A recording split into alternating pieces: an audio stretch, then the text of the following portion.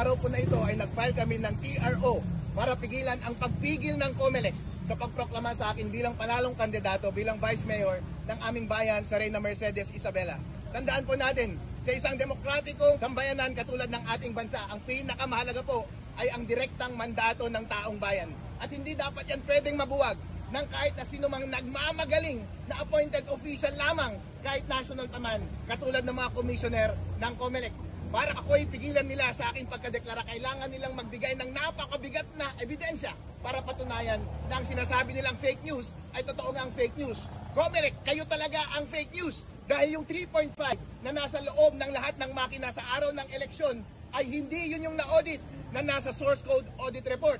At kayo din ang fake news dahil yung mga pinapadali ninyong data mula sa automated counting machines ay dumadaan pala sa intermediary server. Pinapakialaman ninyo para posible para sa inyo na dayain ang resulta ng eleksyon.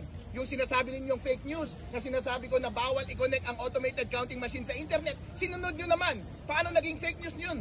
Mas daig pa ninyo ang isang diktador dahil kayo na ang nagdidikta mismo ng kapalaran ng ating bansa, hindi man lang kayo nahalal ng direkta ng taong bayan. Ang nagrereklamo po ay buong taong bayan. Hindi mo kailangan ng napakagaling na tao para maintindihan ito. Ang audited source code ay 3.4, may sariling hash. Ang nakalagay doon sa makina ay version 3.5, may sariling hash. Ang tanong, magkapareho ba yung 3.4 at 3.5? Hindi po magkapareho. Posible ba na nagtanim ng daya doon sa 3.5? Posible. Malalaman ba natin yon? Hindi, dahil hindi yon yung na-audit. Ang tanging paraan lamang para ma-rectify ng COMELEC ang pagkakamaling ito ay i-open source nila yung 3.5 at tayo mismo ang makakita kung anong kalokohan ang ginawa nila doon sa software na yon. Maraming pagkukulang ang COMELEC sa kanilang pag-govern ng ating election process na ito. Una, sa software, hindi tamang software ang nilagay nila doon sa makina. Therefore, posible ang daya. Wala tayong confidence doon sa integrity ng resulta ng eleksyon.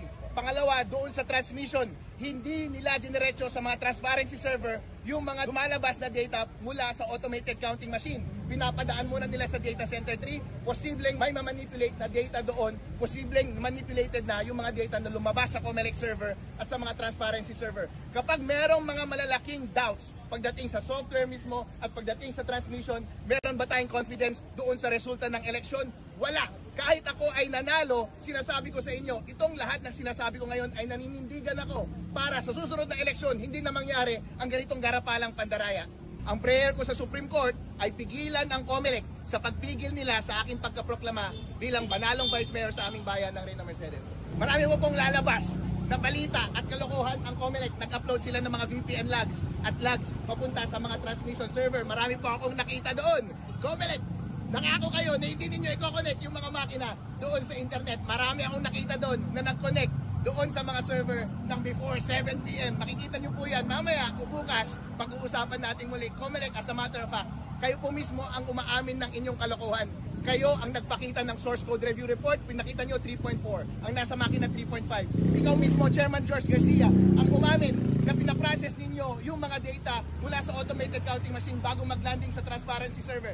Sabi ninyo, kino-consolidate nyo muna lahat ng data at pinapadala ninyo every 15 minutes. Eh, ang sabi ng batas, dapat diretso papunta sa COMELEC server, diretso papunta sa transparency server, para nga kapag manloko ang COMELEC ng data, huli agad ng transparency server. Pero anong ginawa ninyo? Rinassess muna ninyo sa gitna para posible na ngayon na mabago yung pumunta sa transparency server. Therefore, posible na ngayon na yung mga nilabas ninyo sa inyong mga COMELEC servers ay manipulated na rin. Kayo na rin mismo ang naglabas ng mga VPN logs na yan at nakita ko na merong mga connection doon sa mga server ng before 7 PM. COMELEC, hindi nyo po maitatanggi. Kayo po mismo ang gumawa ng sarili ninyong pag-amin. Hindi nyo kayang palusutan yan ng kahit na anong explanation dahil ang taong bayan ay naiintindihan po nila ang mga paliwanag ni Atty. Harold Respicio. Naninindigan pa rin po ako na ang mali ay dapat panagutin at ang tama ay dapat natin gawin para sa susunod na eleksyon.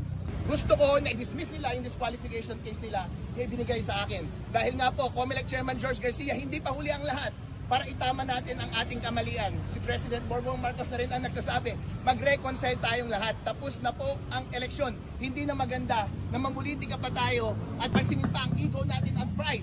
Kung nasaktan man kayo sa aking mga sinabi dati, tanggapin po ninyo. kayo po ay magpakumbaba dahil lahat naman po yan ay tama. Sinunod nyo nga rin po.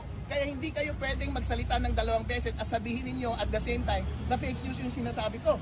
Dahil iba yung ginawa ninyo, iba yung mga inamin ninyo, at the same time kapag pinapansin ko ay sinasabi nyo nagsisinungaling ako. Walang merit yung nilalagay nilang case dahil ayon sa batas sabi, dapat may intention, dapat akong i-disrupt yung election process. Meron ba akong intention na i-disrupt yung election process? Wala. Dahil ang intention ko lang ay patasin ang integridad ng mga resulta ng ating mga makina sa pamamagitan ng pag-implement ng best practices pagdating sa internet connection. Sinunod nga nila, therefore, hindi ko intensyon na i-disrupt yung election process. Hindi na po ito panahon ngayon para mamulitika pa at para usigin pa yung mga taong nakasakit sa inyong damdamin.